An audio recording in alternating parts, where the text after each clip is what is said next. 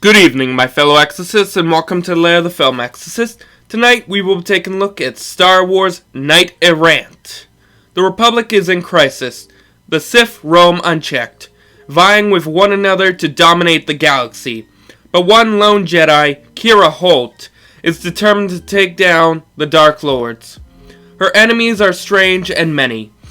Lord Damon, who imagines himself as the creator of the universe. Lord Odeon, who intends to be its destroyer. The curious siblings Quillen and Dromica. The enigmatic Arcadia. So many warring Sith weaving a patchwork of brutality, with only Kira Holt to defend the innocents caught underfoot.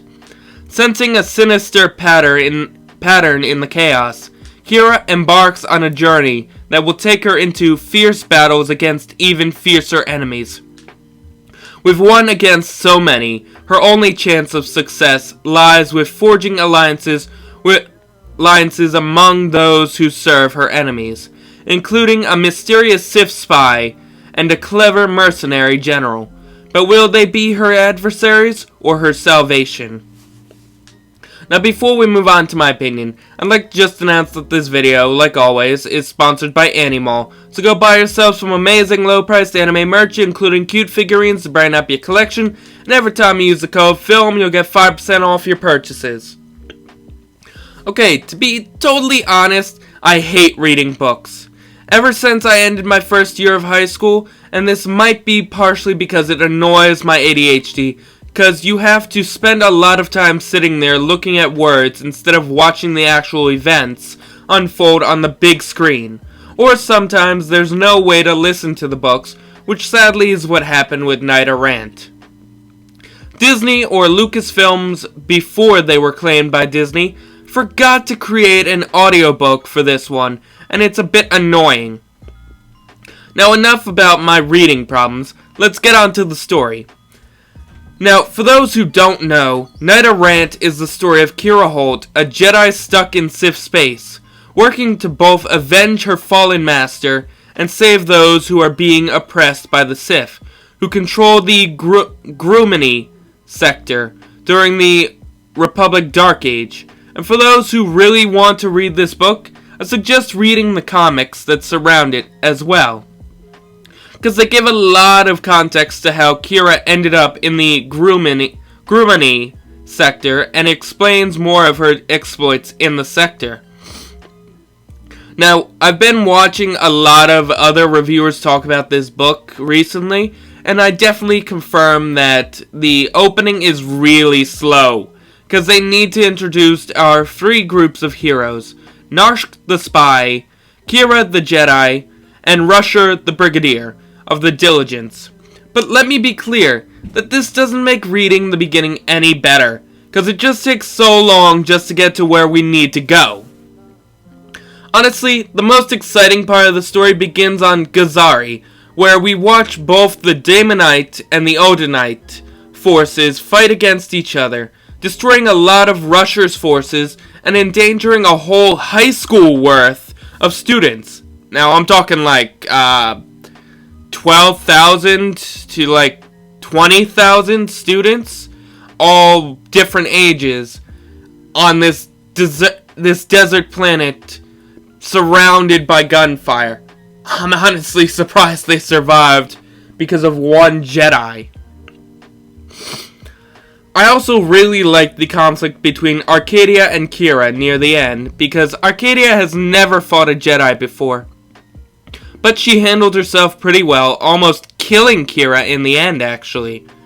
And I also like how this is the one time we get to meet a Bothan spy, from what I've seen. Or, it's one of the first times in the galaxy we meet a Bothan spy in Narshk, who uses a stealth suit, and he's really good at his job. I can see why the Rebellion used them to get the Death Star plans during, or right before Return of the Jedi. I just wish we would have seen his species a lot more. And I really liked the ending. I really thought the ending was brilliant.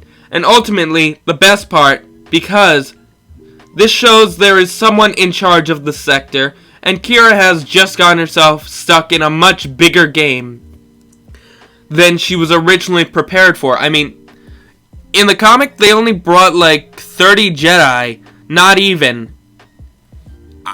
That wouldn't have been enough to take down all the Sith Lords. And there is a big secret that I won't reveal because it actually makes the story a lot more interesting knowing that, knowing this. So, for all you that are gonna read this, be careful, because this is, really interesting. And I kinda wish, Disney or Lucasfilm did something very similar to this later on in the galaxy, but, I guess they didn't have the time to create a family of Sith. Yes, I'm sorry guys, I couldn't keep it hidden. All the Sith Lords in the Gromany sector are either friends of the main mastermind, who I won't reveal, or they're her grandchildren or children.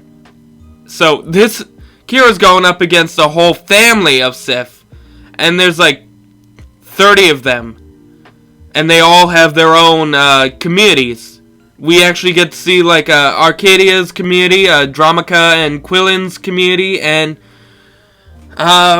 briefly we see Odeon and Damon's communities. And trust me, I actually almost fell for Arcadia with her idea of creating a society using chaos, and it actually worked for a while, until we learned that her people they sleep and then they work. They don't get time alone, or they don't get, and they're constantly being promoted, so multiple jobs, I guess. I mean, it's almost like the ideal community, but, let's be clear, she's a Sith Lord, so there's gotta be something wrong with it. Anyway. Oh, and unlike what I said in Fatal Alliance, the story found a way to make multiple storylines work, because it chose to find a perfect way to bring them all together from the moment Narsh gets captured by Kira to Rusher's retreat on Gazari with the refugees. The story found a way for me to be interested in everyone's part, and to be honest, if we didn't have Narsh, we wouldn't have gotten the awesome Mark 6 stealth suit that plays a decent part in the story, and if we didn't have Rusher, we wouldn't have had the great banter between him and Kira. And I did post some of them on Facebook, so you can read, like, I think I only posted like one page, but there is a lot of comedy in this book, and it's actually funny. I mean, the relationship between Dackett, the captain of the Diligence, and Brigadier General Rusher is actually interesting, and it's like an old married couple, despite us learning that Dackett actually has 3 wives. I mean, damn. Oh, and we wouldn't have had a way for Kira and the refugees to get around. I also really like the goofy nature of Rusher's newest recruit, Beetle Laboon, a Duros who can't seem to keep his feet on the ground, while also being very useful when needed, which means to me he's a much funnier version of Jar Jar Binks, one of my favorite characters in Star Wars out there. Yes, I know the Dark Jar Jar theory, and I just liked him in episode 1. I found him funny. But yeah, while I can say I'm not that big of a fan of the beginning, I did really like this story, and I kinda wish we had gotten more stories from the Republic Dark Ages, because it's a very interesting time between the exciting Old Republic era and the intricate Dark Bane trilogy. So Disney, if you really do have a heart out there, please come back to this time period, and please make Kira Holt canon again. Hashtag Kira Holt for Disney canon.